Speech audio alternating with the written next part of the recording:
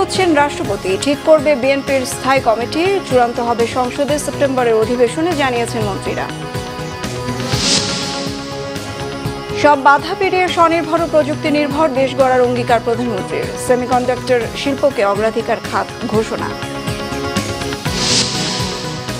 ফ্যাসিবাদ কায়েম করলে জনগণ বিএনপিকেও ছাড়বে না, হুঁশিয়ারি ডাক্তার শফিকের। উল্টো পথে হাঁটছে সরকার, অভিযোগ নাহিদ ইসলামের। রাজধানীতে গ্যাস সংকটের তীব্রতা, বিপাকে যানবাহনের চালকরা, ঘন্টার পর ঘন্টা লাইনে অপেক্ষা, কারসাজির অভিযোগ। সংবাদ শিরোনাম দেখছিলেন, এবারে বিস্তারিত। কে হচ্ছেন দেশের 23তম রাষ্ট্রপতি? আলোচনায় ঘুরছে বিএনপি মহাসচিব থেকে শুরু করে স্থায়ী কমিটির সদস্য, মন্ত্রিপরিষদ সচিব, এমনকি সাবেক প্রধান বিচারপতির নামও। রাজ্যের সর্বোচ্চ এই পদে কাকে নির্বাচিত করা হতে পারে, এই আলোচনা ও গুঞ্জন নিয়ে নাবিল জাহাঙ্গীরের রিপোর্ট।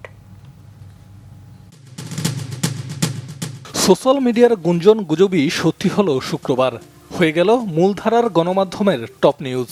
দিনটির শেষ ভাগে পদত্যাগ করলেন বাংলাদেশের 22তম রাষ্ট্রপতি মোহাম্মদ শাহাবুদ্দিন চুপ্পু।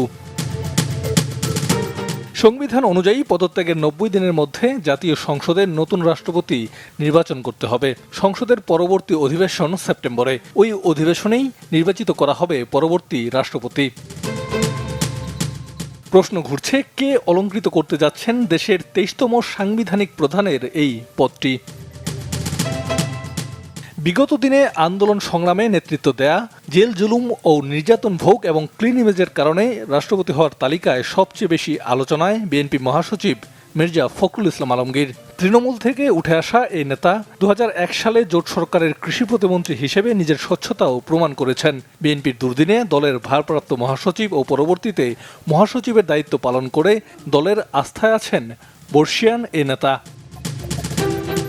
নতুন রাষ্ট্রপতি পদে আলোচনায় ঢাকা বিশ্ববিদ্যালয়ের সাবেক অধ্যাপক, বিএনপির স্থায়ী কমিটির সদস্য ডক্টর খন্দকার মোশাররফ হোসেন। কুমিল্লার দাউদকান্দি থেকে বারবার নির্বাচিত এই নেতা দায়িত্ব পালন করেছেন জ্বালানি, স্বরাষ্ট্র এবং স্বাস্থ্য ও পরিবার কল্যাণ মন্ত্রী হিসেবেও। স্থায়ী কমিটির আরেক সদস্য ডক্টর আব্দুল মঈন খান নরসিংদী 2 আসন থেকে 4 বার সংসদ সদস্য নির্বাচিত হন। তিনিও ছিলেন ঢাকা বিশ্ববিদ্যালয়ের অধ্যাপক, মন্ত্রীও ছিলেন। এবার এখন পর্যন্ত সরকারের গুরুত্বপূর্ণ কোনো জায়গায় তাকে বসানো হয়নি। রাজনীতির বাইরে রাষ্ট্রপতি হওয়ার আলোচনায় এগিয়ে সদ্য সাবেক প্রধান বিচারপতি সৈয়দ রেফাত আহমেদ। গ্রহণযোগ্যতা বিবেচনায় জুলাই গণ অভ্যুত্থান পরবর্তী সময়ে বাংলাদেশের বিচার বিভাগকে নেতৃত্ব দিয়েছেন সৈয়দ রেফাত আহমেদ। রাষ্ট্রপতি হিসেবে রাজনৈতিক পরিচয়ের বাইরে বর্তমান মন্ত্রিপরিষদ সচিব এম নাসিমুল গনির নামও বেশ আলোচনায়। এর আগে তিনি স্বরাষ্ট্র মন্ত্রণালয়ের সিনিয়র সচিব ও রাষ্ট্রপতির কার্যালয়ের গণবিভাগের সচিবের দায়িত্বও পালন করেন। এছাড়াও সাবেক সেনা কর্মকর্তা, একাধিক সিনিয়র সাংবাদিক, সাবেক বিচারপতি এবং কয়েকজন আমলার নামও রয়েছে এই তালিকায়। এমন তালিকা ও গুঞ্জনের মাঝে ভারমুক্ত করে অবসরপ্রাপ্ত মেজর হাফিজউদ্দিন আহমেদকেই 23তম রাষ্ট্রপতি করে দেয়া হতে পারে, এমন আলোচনাও রয়েছে। নাবিল জাহাঙ্গীর, বাংলাভিশন, ঢাকা। বিএনপির সর্বোচ্চ নীতি নির্ধারণী পর্ষদ জাতীয় স্থায়ী কমিটির বৈঠকের পর জানা যাবে কে হচ্ছেন দেশের পরবর্তী রাষ্ট্রপতি, জানিয়েছেন বিএনপি মহাসচিব এবং স্থানীয় সরকার, পল্লী উন্নয়ন ও সমবায় মন্ত্রী মির্জা ফখরুল ইসলাম আলমগীর। বগুড়ার পল্লী উন্নয়ন একাডেমি মিলনায়তনে প্রতিষ্ঠানটির 36তম বার্ষিক পরিকল্পনা সম্মেলনের উদ্বোধনী অনুষ্ঠানে মন্ত্রী এসব কথা বলেন। মির্জা ফখরুল বলেন, 17 বছর ধরে আওয়ামী লীগ উন্নয়নের নামে অর্থ লোপাট করেছে, বাস্তবে তার কিছুই নেই। তিনি আরও বলেন, বিএনপি দেশকে ভালো অবস্থানে নিয়ে আসে আর আওয়ামী লীগ আবারও পরিকল্পনাকে নষ্ট করে দেয়। সম্মেলনে উপস্থিত ছিলেন বগুড়া 5 আসনের সংসদ সদস্য গোলাম মোহাম্মদ সিরাজ। এটা তো বিএনপি সভা করবে, মিটিং করবে, স্ট্যান্ডিং কমিটি মিটিং হবে, বিএনপি ডিসিশন হবে, এরপরে জানতে স্যার এটা দেশ দলের ভিতরে থেকে হবে না বাইরে থেকে হবে, এটা আপনাকে বলতে পারবো না, কারণ আমাদের কোনো মিটিংই হয়নি এখন। স্যার কোনজন শোনা যাচ্ছে আপনার নাম, আপনার কতটুকু আগ্রহ বললাম যে আপনার মিটিং হবে, প্লিজ সংবিধান অনুযায়ী যে সমস্ত নিয়ম আছে সেগুলো মেনে দল যা সিদ্ধান্ত নেবে সেটাই হবে চূড়ান্ত। আইনমন্ত্রী মোহাম্মদ আসাদুজ্জামান বলেছেন, সেপ্টেম্বরে জাতীয় সংসদের পরবর্তী অধিবেশনেই দেশের 23তম রাষ্ট্রপতি পেতে চলেছে বাংলাদেশ। সংসদের বিশেষ অধিবেশন ডেকে রাষ্ট্রপতি নির্বাচনের পরিস্থিতি হয়নি বলেও মন্তব্য করেন তিনি। রাষ্ট্রপতি থাকা অবস্থায় মোহাম্মদ শাহাবুদ্দিনের বিরুদ্ধে হওয়া মামলার বিষয়ে যাচাই বাছাই করা হবে বলেও জানান আইনমন্ত্রী। নাবিল জাহাঙ্গীরের রিপোর্টে বিস্তারিত। শনিবার সকালে রাজধানীর সিরডাপ মিলনায়তনে মানবাধিকার লঙ্ঘন ও ভুক্তভোগীদের ন্যায় বিচারে প্রবেশাধিকার বিষয়ক পরামর্শ সভা আয়োজন করা হয়। এতে অংশ নিয়ে আন্তর্জাতিক অপরাধ ট্রাইব্যুনালের চিফ প্রসিকিউটর জানান, সোমবার শাপলা চত্বর হত্যাকাণ্ডের প্রতিবেদন দাখিল ও বিচার কাজ শুরু হতে যাচ্ছে। আমি সবচেয়ে বেশি গুরুত্বের সাথে যে মামলাটির ইনভেস্টিগেশন এবং আমি বিচারের জন্য সবচেয়ে বেশি কাজ করেছি সেটা হচ্ছে শাপলা চত্বর হত্যাকাণ্ড। রিপোর্ট আমার কাছে সাবমিট করেছে। আগামী সোমবার দিন আমি বাদী হয়ে ফর্মাল চার্জ ইনশাআল্লাহ আমি দাখিল করব এবং আগামী সোমবার থেকে এটা ফর্মাল বিচার কার্য শুরু হবে। অনুষ্ঠান শেষে সাংবাদিকদের প্রশ্নের জবাবে আইনমন্ত্রী বলেন, সেপ্টেম্বরের অধিবেশনেই দেশের 23তম রাষ্ট্রপতি নির্বাচিত হবে। সংবিধানের 123-এর 2 অনুচ্ছেদ অনুসারে রাষ্ট্রপতির পদত্যাগের 90 দিনের মধ্যে নতুন রাষ্ট্রপতি নির্বাচন করতে হবে। 24শে জুলাই, আগস্ট, সেপ্টেম্বর, অক্টোবর, 24শে অক্টোবর পর্যন্ত আমাদের হাতে সময় আছে। সুতরাং বিশেষ অধিবেশন ডাকার মতো কোনো পরিস্থিতি এখন তৈরি হয়নি। 15 জুলাই থেকে 60 দিনের মধ্যে আমাদের পরবর্তী অধিবেশন হওয়ার কথা সাংবিধানিকভাবে। আশা করি সেই অধিবেশনেই এটা নিষ্পত্তি করা সম্ভব হবে। রাষ্ট্রপতি থাকা অবস্থায় মোহাম্মদ শাহাবুদ্দিনের বিরুদ্ধে হওয়া মামলার বিষয়ে জানতে চাইলে বিষয়টি যাচাই বাছাই করা হবে বলেও জানান আইনমন্ত্রী। আমরা যাচাই বাছাই করে দেখব, সময় হলে দেখব। এইটা যারা করেছেন, কি উদ্দেশ্যে করেছেন, তাদের উদ্দেশ্য কি, সৎ উদ্দেশ্য না অসৎ উদ্দেশ্য, এগুলো দেখি। আইনমন্ত্রী আরও বলেন, পরবর্তী ক্যাবিনেট মিটিংয়ে মানবাধিকার কমিশন আইন ও গুম কমিশন প্রতিকার আইন তোলা হবে। এছাড়া রাজনৈতিক বিবেচনায় ধর্ষণ মামলা প্রত্যাহার করা হবে না বলেও হুঁশিয়ার করেন তিনি। সময় বলে দেবে। নাবিল জাহাঙ্গীর, বাংলা ভিশন, ঢাকা। দেশের রাজনৈতিক অঙ্গনে এক বর্ণাঢ্য ও বহুমাত্রিক ব্যক্তিত্ব হাফিজউদ্দিন আহমদ। রণাঙ্গনের বীর বিক্রম দেশসেরা ফুটবলারের খ্যাতি কুড়ানোর পাশাপাশি রাজনীতির অঙ্গনে এঁকেছেন ব্যতিক্রমী জীবনের রূপরেখা। হাতে বন্দুক, পায়ে ফুটবলার, মাথায় দেশপ্রেমের মেলবন্ধনে করেছেন টানা 7 বার এমপি হওয়ার নজির। শুধু তাই নয়, পরিচ্ছন্ন রাজনীতি চর্চার সুবাদে স্পিকার নির্বাচিত হওয়া প্রথিতযশা রাজনীতিবিদই এখন দেশের ভারপ্রাপ্ত রাষ্ট্রপতি। কিংবদন্তি এগুনির গৌরবোজ্জ্বল কীর্তিগাথা শোনাচ্ছেন জিয়াউল হক সবুজ। বাংলাদেশের রাজনীতির আকাশে এক উজ্জ্বল ধ্রুবতারা হাফিজউদ্দিন আহমদ। মেজর হাফিজ নামে বেশি পরিচিত খেতাবপ্রাপ্ত এই মুক্তিযোদ্ধা শুধু রণাঙ্গনে নয়, রাজনীতির দীর্ঘ অভিজ্ঞতায় নিজের নাম খোদাই করেছেন অনন্য এক উচ্চতায়। 1944 সালের 29শে অক্টোবর ভোলায় জন্ম নেয়া ক্ষণজন্মা এই পুরুষ একাধারে সফল ফুটবলার, সামরিক কর্মকর্তা এবং টানা 7 বারের সংসদ সদস্য। মুক্তিযুদ্ধে ভয়াবহ অভিজ্ঞতার কারণে বীরত্বপূর্ণ অবদানের জন্য যার নামের পাশে যুক্ত হয়েছে বীর বিক্রম খেতাব। বরিশাল জেলা স্কুল থেকে 1959 সালে ম্যাট্রিক এবং 1965 সালে ঢাকা বিশ্ববিদ্যালয় থেকে রাষ্ট্রবিজ্ঞানে স্নাতকোত্তর ডিগ্রি অর্জন করা হাফিজউদ্দিনই যে একদিন বাংলাদেশের সর্বোচ্চ পদে দায়িত্ব পালন করবেন, সেটা কদিন আগেও ছিল অজানা এক অধ্যায়। আমার অভিজ্ঞতা হয়েছে 10টি জাতীয় নির্বাচনে অংশগ্রহণ করার। এবারের নির্বাচনটাকে আমি সবচাইতে সুষ্ঠু নির্বাচন বলে মনে করি। হাফিজউদ্দিনের কর্মজীবন শুরু 1968 সালে তৎকালীন পাকিস্তান সেনাবাহিনীতে কমিশন লাভের মাধ্যমে। শুরুটা হয়েছিল ইস্ট বেঙ্গল রেজিমেন্টে।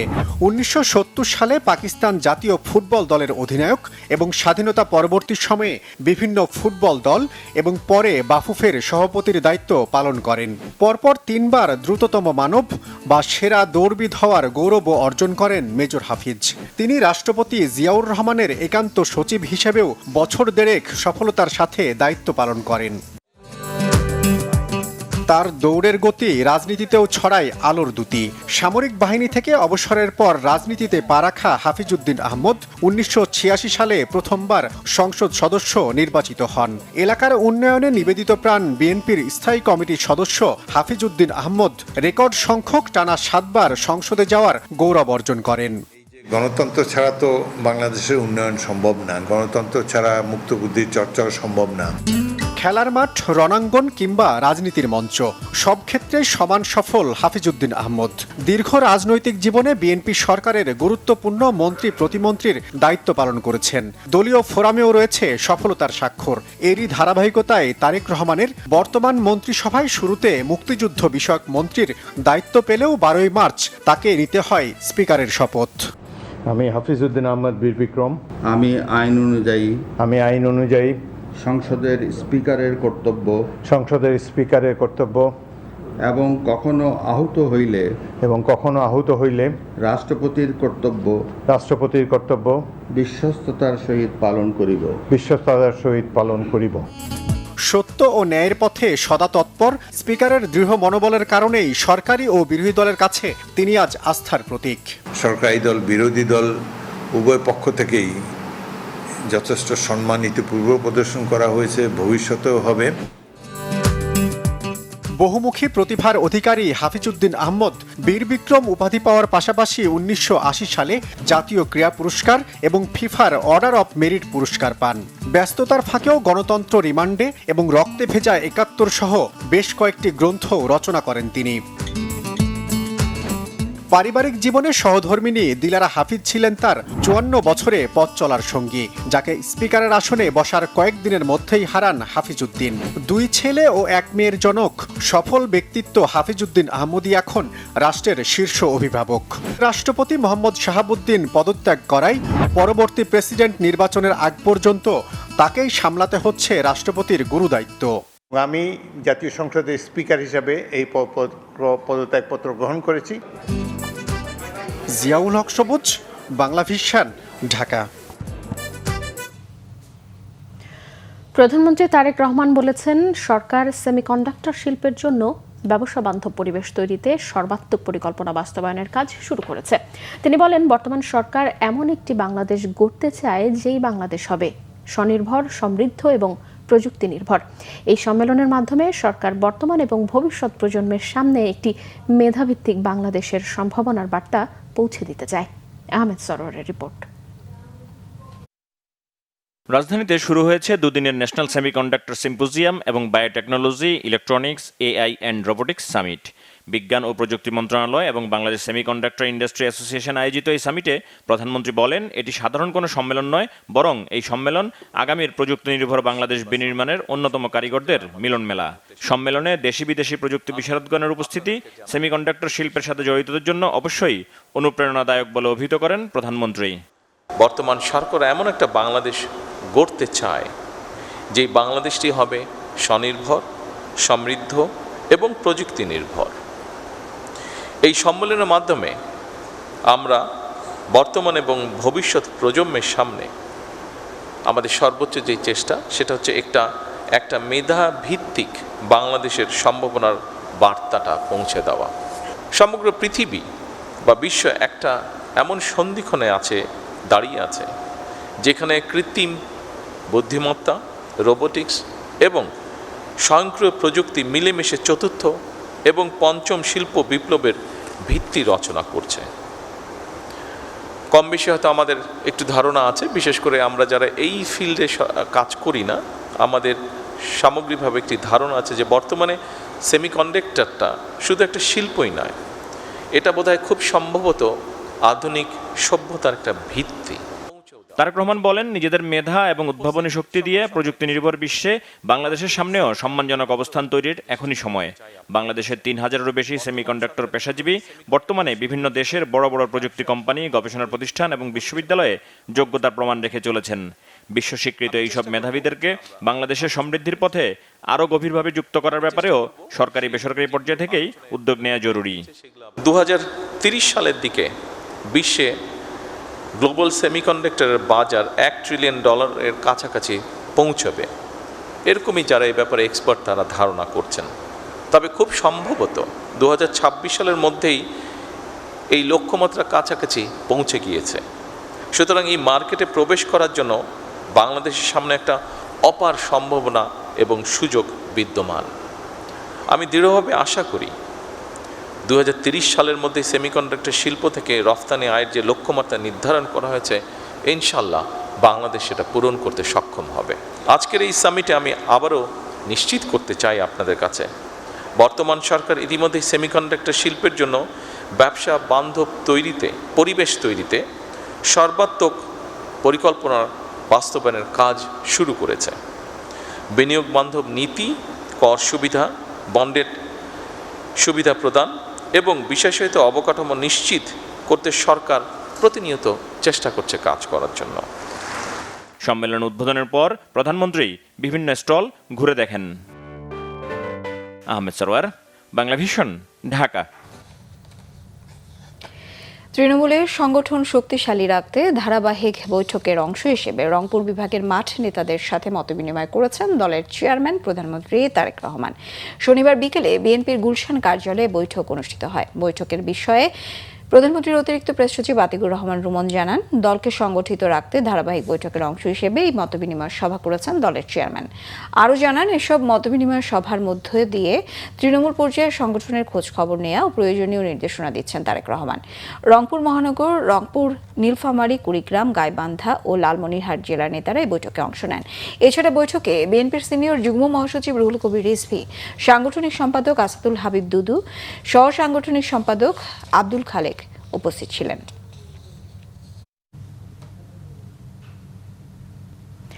প্রধানমন্ত্রী তারেক রহমানের সঙ্গে সৌজন্য সাক্ষাৎ করেছেন নবনিযুক্ত নৌবাহিনী প্রধান ভাইস অ্যাডমিরাল খন্দকার মিসবাউল আজিম। শনিবার প্রধানমন্ত্রীর কার্যালয়ে এই সৌজন্য সাক্ষাৎটি অনুষ্ঠিত হয়। সাক্ষাৎকালে দেশের সামুদ্রিক নিরাপত্তা, নৌবাহিনীর পেশাগত সক্ষমতা বৃদ্ধি, আধুনিকায়ন এবং সংশ্লিষ্ট বিভিন্ন বিষয়ে মতবিনিময় হয়। প্রধানমন্ত্রী নৌবাহিনীর পেশাদারিত্ব ও দেশের সার্বভৌমত্ব রক্ষায় বাহিনীর গুরুত্বপূর্ণ ভূমিকার প্রশংসা করেন। একই সাথে তিনি নবনিযুক্ত নৌবাহিনী প্রধানের দায়িত্ব পালনের সফলতাও কামনা করেন। প্রধানমন্ত্রীর প্রতি কৃতজ্ঞতা প্রকাশ করেন নৌবাহিনী প্রধান। জুলাইকে ব্যক্তিগত বা রাজনৈতিক উদ্দেশ্যে ব্যবহার করা ঠিক নয় বলেছেন প্রতিরক্ষা উপদেষ্টা অবসরপ্রাপ্ত brigadier general doctor AKM. Shamsul Islam. উপদেষ্টা বলেন, জুলাইকে অবহেলা করে, অস্বীকার করে বাংলাদেশকে কোনোভাবে এগিয়ে নেওয়া সম্ভব নয়। জুলাইয়ের চেতনাকে ধারণ করে এই দেশকে এগিয়ে নিতে সরকার অঙ্গীকারাবদ্ধ। আরও জানাচ্ছেন রুকনুজ্জামান। বাংলাদেশের ইতিহাসে প্রথম জুলাই অভ্যুত্থানের গৌরবময় স্মৃতি স্মরণে শনিবার মহাখালীতে রাওয়া ভবনের হেলমেট হলে আলোচনা সভার আয়োজন করে retired armed forces officers welfare association. অনুষ্ঠানে জুলাই যোদ্ধা, জুলাইয়ের আহত, আন্দোলনে শরিক বিভিন্ন শ্রেণী পেশার মানুষ জুলাইয়ের স্মৃতি স্মরণ করেন, প্রত্যয় ব্যক্ত করেন জুলাইয়ের চেতনায় অবিচল থাকার। জুলাই যোদ্ধা এবং শহীদ পরিবারের সুরক্ষা, সম্মান এবং স্মৃতি সংরক্ষণ আগামীতে যে কোনো স্বৈরাচার এবং ফ্যাসিবাদের জন্য ডেটারেন্স অথবা ভীতি হিসাবে কাজ করবে। এই আহতদের জন্য, এই আহতদের পাশে দাঁড়ানোর জন্য, এই শহীদ পরিবারদের পাশে দাঁড়ানোর জন্য এটা শুধুমাত্র আমার আপনার দায়িত্ব না, এই রাষ্ট্রের সকল নাগরিকের দায়িত্ব এই আহত এবং শহীদ পরিবারদের পাশে এসে দাঁড়ানো। আমার ছেলে শাহিক আসাফ আলী আমিন ছাত্র জনতাকে পুলিশের এপিসির গুলি থেকে রক্ষা করার জন্য, সেই এপিসির ঢাকনা বন্ধ করার জন্য সাভারের মডেল মসজিদের সামনে এপিসির উপরে উঠে যায়। যখন সে ঢাকনা বন্ধ করতে যায় তখন এক খুনি পুলিশ তার বুকের বাম পাশে শটগান ঠেকিয়ে গুলি করেন। সাম্য, সামাজিক মর্যাদা, সুবিচার, ন্যায় বিচার, গণতন্ত্র, যেটার জন্য রক্তাক্ত হয়েছিল ৭১ সালে, আবার রক্তাক্ত হয়েছে ২৪ সালে, আমরা এ থেকে বের হয়ে পুরো জাতিকে ঐক্যবদ্ধ করার জন্য বর্তমান সরকারকে অনুরোধ করব। অনুষ্ঠানের প্রধান অতিথির বক্তব্যে প্রতিরক্ষা উপদেষ্টা অবসরপ্রাপ্ত brigadier general doctor AKM. Shamsul Islam জুলাইকে ব্যক্তি স্বার্থ বা রাজনৈতিক উদ্দেশ্যে ব্যবহার না করার আহ্বান জানান। জুলাইয়ের চেতনা বাস্তবায়নে সরকারের অঙ্গীকারও পুনর্ব্যক্ত করেন উপদেষ্টা। আমরা আমাদের হৃদয়ে অনেক রক্তক্ষরণ গত ১৭ বছরে জমা হয়েছে। মেজর সিনহা হত্যাকাণ্ড, বিডিআর হত্যাকাণ্ড এবং আমাদের অনেক ভাইদেরকে সিস্টেমেটিক্যালি মারা হয়েছে, জীবন থেকে অনেকগুলো স্বর্ণালী দিন কেটে নেওয়া হয়েছে। তো আমরা, আমাদের সরকার এই সব বিচারের ব্যাপারে দৃঢ় প্রতিজ্ঞ। জুলাইয়ের ইতিহাস বিকৃতি নিয়ে সচেতন থাকার আহ্বানও জানান শামসুল ইসলাম। সশস্ত্র বাহিনীতে জুলাইয়ের প্রাসঙ্গিকতা উঠে আসে তার বক্তব্যে। জুলাইয়ের চেতনা কোনো রাজনৈতিক বা ব্যক্তিগত স্বার্থে ব্যবহার করা উচিত নয়। এই চেতনাকে প্রাতিষ্ঠানিক সংস্কার, ন্যায় বিচার এবং জাতীয় ঐক্যের একটি স্থায়ী ভিত্তি হিসেবে প্রতিষ্ঠিত করাই আমাদের মূল লক্ষ্য। বর্তমান সরকার ক্ষমতা এসেছে, আমরা আপনাদের কাছে অঙ্গীকার করতে পারি সরকার জুলাইয়ের যে স্পিরিট এবং আদর্শ আছে সেটাকে পুরোপুরি ধারণ করেই আমরা আমাদের সমাজকে বিনির্মাণ করতে চাই। অনুষ্ঠানে রাওয়ার চেয়ারম্যান জুলাইয়ের চেতনাকে বুকে ধারণ করার আহ্বান জানান। রুকনুজ্জামান, বাংলা ভিশন, ঢাকা। আওয়ামী লীগের মতো ফ্যাসিবাদ কায়েমের পথে হাঁটছে বিএনপি। দেশ থেকে দুর্নীতি, ফ্যাসিবাদ ও চাঁদাবাজ দূর না হওয়া পর্যন্ত লড়াই চলবে, সিলেটে 11 দলীয় ঐক্যের বিভাগীয় সমাবেশে বলেছেন জামাতের আমির ডক্টর শফিকুর রহমান। আর এনসিপির আহ্বায়ক নাহিদ ইসলাম অভিযোগ করে বলেছেন, সরকার জনগণের রায়কে অবজ্ঞা করছে এবং সংস্কারের পথে না হেঁটে উল্টো পথে হাঁটছে। সিলেট থেকে দীপু সিদ্দিকীর রিপোর্ট, জানাচ্ছেন সিরাজুম মনির শুভ। গণভোটের রায় বাস্তবায়ন, সংবিধান সংস্কার এবং ক্ষমতাচ্যুত সাবেক প্রধানমন্ত্রী শেখ হাসিনা ও তার সহযোগীদের বিচারের দাবিতে সিলেটে বিভাগীয় সমাবেশ করেছে জামায়াতে ইসলামীর নেতৃত্বাধীন 11 দলীয় জোট। শনিবার দুপুরে নগরীর সরকারি আলিয়া মাদ্রাসা মাঠে সমাবেশ শুরু হয়। সমাবেশে জোটভুক্ত দলগুলোর কেন্দ্রীয় শীর্ষ নেতারা অংশ নেন। প্রধান অতিথির বক্তব্যে জামায়াতের আমির ও বিরোধী দলীয় নেতা ডাক্তার শফিকুর রহমান বলেন, হাসিনাকে তাড়ানো হয়েছে, বর্তমান সরকার যদি ফ্যাসিবাদ কায়েমের চেষ্টা করে জনগণ তাদেরও তাড়াবে। সারা বাংলাদেশ আমরা ঘুরেছি, মানুষের একই দাবি, গণভোটের গণরায় বাস্তবায়ন করতে হবে। আপনারা উভয়ে ভোট চেয়েছেন, সরকারি দল ভোট চেয়েছেন, বিরোধী দল ভোট চেয়েছেন, আমাদেরকে হা ভোট দিতে বলেছেন, আমরা হা ভোট বিজয়ী করে দিয়েছি।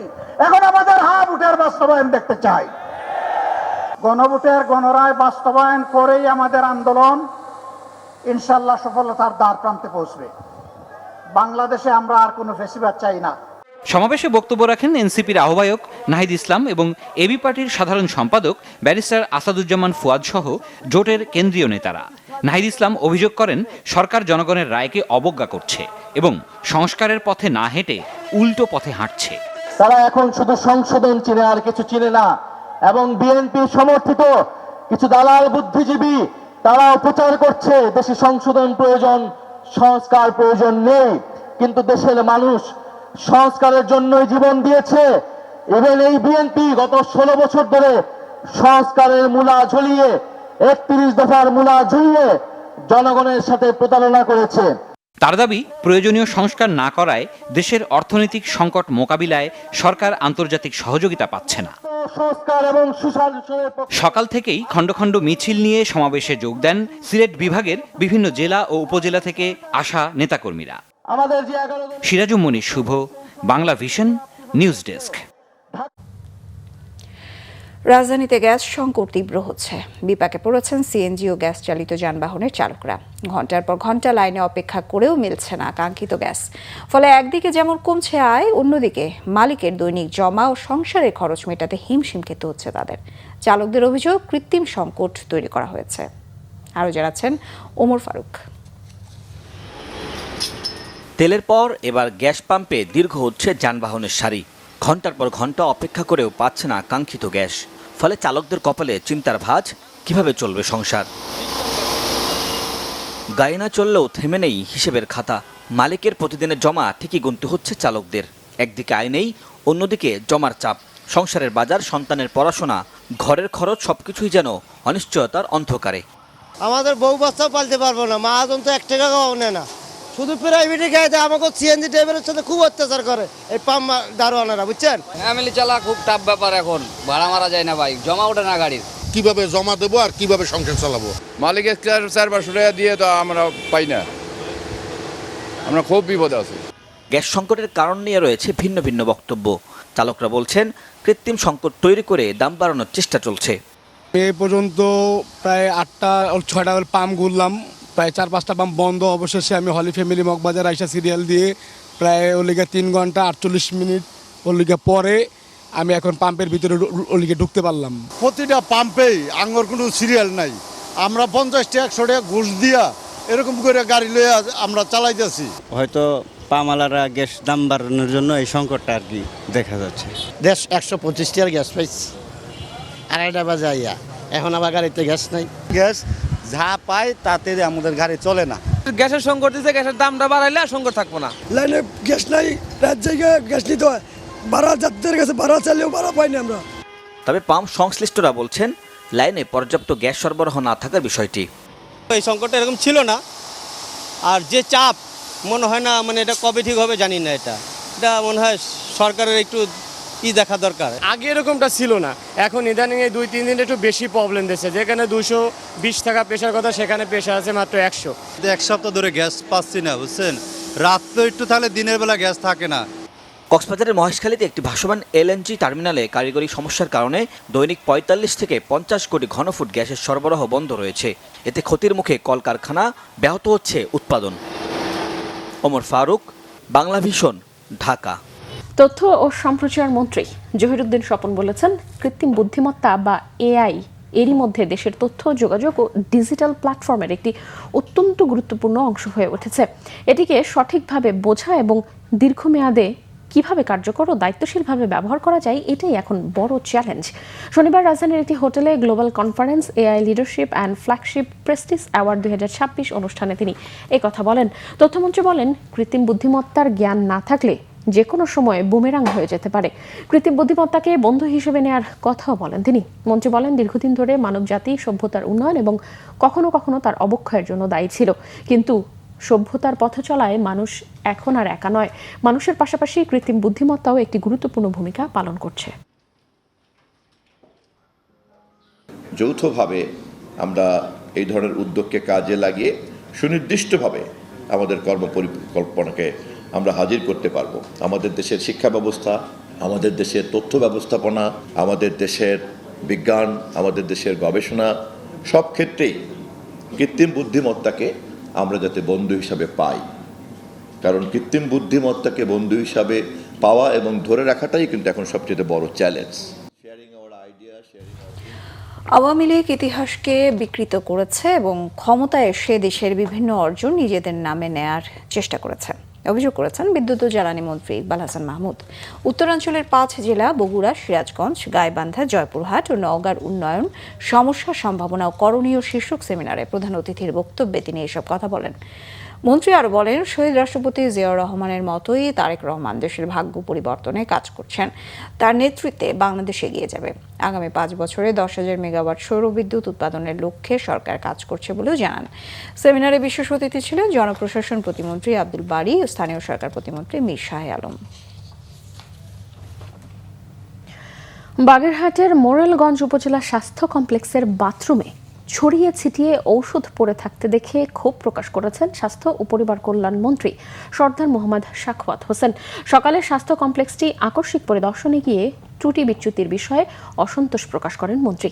পরে সংশ্লিষ্ট কর্মকর্তাদের প্রয়োজনীয় ব্যবস্থা নেওয়ার নির্দেশ দেন। পরিদর্শন শেষে সাংবাদিকদের সঙ্গে মতবিনিময়কালে মন্ত্রী বলেন, বিগত সরকারের সময়ে সীমাহীন অনিয়ম ও লুটপাটের কারণে স্বাস্থ্যসেবা ব্যবস্থা ভেঙে পড়েছিল। সেই অবস্থা থেকে উত্তরণে বর্তমান সরকার কাজ করে যাচ্ছে। পরে তিনি বাগেরহাটে 250 শয্যা জেলা হাসপাতাল পরিদর্শনে গিয়ে সেবা কার্যক্রম ও পরিষ্কার পরিচ্ছন্ন পরিবেশ দেখে সন্তোষ প্রকাশ করেন। জুলাই গণঅভ্যুত্থানে বেসরকারি বিশ্ববিদ্যালয়ের শিক্ষার্থীদের অবদানে রাষ্ট্রীয় স্বীকৃতি দেবে মুক্তিযুদ্ধ বিষয়ক মন্ত্রণালয়। আগামী 15 আগস্ট বিশেষ স্মরণ সভা ও সম্মাননা অনুষ্ঠানে প্রধান অতিথি হিসেবে উপস্থিত থাকবেন প্রধানমন্ত্রী তারেক রহমান। আজ এক সংবাদ সম্মেলনে মুক্তিযুদ্ধ বিষয়ক প্রতিমন্ত্রী ইশরাক হোসেন এমনটা জানিয়ে বলেন, 2024 সালের 18 জুলাই ছিল গণঅভ্যুত্থানের একটি গুরুত্বপূর্ণ মোড়। বুলেট উপেক্ষা করে বেসরকারি বিশ্ববিদ্যালয়ের শিক্ষার্থীরা রামপুরা সহ রাজধানীর বিভিন্ন এলাকায় প্রতিরোধ গড়ে তোলেন। তাদেরই আত্মত্যাগ ও ভূমিকার রাষ্ট্রীয় স্বীকৃতি দিতে যাচ্ছে মুক্তিযুদ্ধ বিষয়ক মন্ত্রণালয়। আগামী 15 আগস্ট রাজধানীর গুলশান ইউথ ক্লাব মাঠে প্রধানমন্ত্রী তারেক রহমান জুলাই আন্দোলনের শহীদ বেসরকারি বিশ্ববিদ্যালয়ের শিক্ষার্থীদের পরিবারের সদস্যদের সম্মাননা দিবেন। ইশরাক হোসেন আরও বলেন, আহত জুলাই যোদ্ধাদেরও রাষ্ট্রীয়ভাবে স্বীকৃতি জানানো হবে। জুলাই আন্দোলনে কারো অবদান খাটো করে দেখার সুযোগ নেই। সংবাদ সম্মেলনে 16টি ছাত্র সংগঠনের প্রতিনিধিরা উপস্থিত ছিলেন। শনিবার আমরা গুলশান ইউথ ক্লাব মাঠে এই অনুষ্ঠানটি করতে যাচ্ছি এবং সেখানে আমাদের অনুষ্ঠানকে অলংকৃত করবেন আজকের মাননীয় প্রধানমন্ত্রী জনাব তারেক রহমান। প্রধান অতিথি হিসেবে উনি বক্তব্য দিবেন এবং প্রাইভেট ইউনিভার্সিটির যারা আন্দোলন করেছিলেন, পরবর্তীকালে আমরা যেটা লক্ষ্য করেছিলাম তাদেরকে অনেকটা দূরে ঠেলে সরিয়ে দিয়ে এক প্রকার তাদের যে অবদানটিকে সেটিকে খাটো করা হয়েছিল, আমরা সেই জায়গা থেকে সরে আসতে চাই। আমরা সকলেই যারা আন্দোলন সংগ্রামে যার যার ক্যাপাসিটিতে পার্টিসিপেট করেছেন সকলকেই আমরা তাদের যথাযোগ্য সম্মান রাষ্ট্রীয়ভাবে প্রদান করতে চাই। ব্যবসা বাণিজ্য সহ আরো কিছু খবর নিয়ে এবার desk report. Ahsanullah university of science and টেকনোলজিতে হয়ে গেল 3 দিনব্যাপী দ্য বাংলাদেশ ডায়ালগ এবং Ahsanullah university of science and technology debating ক্লাবের যৌথ উদ্যোগে TBD AUST DC civil discourse nationals 2026 বিতর্ক প্রতিযোগিতা। দ্য বাংলাদেশ ডায়ালগের সহকারী সাধারণ সম্পাদক মেহেরবা সাবরিনের উদ্বোধনী বক্তব্যের মধ্য দিয়ে টুর্নামেন্টের সূচনা হয়। এ সময় উপস্থিত ছিলেন অস্টের ছাত্র কল্যাণ বিষয়ক সহকারী উপদেষ্টা সিয়াম কুদ্দুস খান এবং অস্ট ডিবেটিং ক্লাবের কোষাধ্যক্ষ ফাহমিদ জামান আদনান। শুক্রবার সারা দেশ থেকে স্কুল, কলেজ ও বিশ্ববিদ্যালয়ের 80টি দলের অংশগ্রহণে উদ্বোধনী রাউন্ডগুলোতে গভীর ও যৌক্তিক বিশ্লেষণ, বুদ্ধিবৃত্তিক উৎকর্ষ ও গঠনমূলক আলোচনায় আলোকপাত করা হয়। আজ দ্বিতীয় দিনের কার্যক্রমে সারা দেশের বিভিন্ন বিশ্ববিদ্যালয়ের 36টি দলের 150 জনেরও বেশি অংশ নেয়।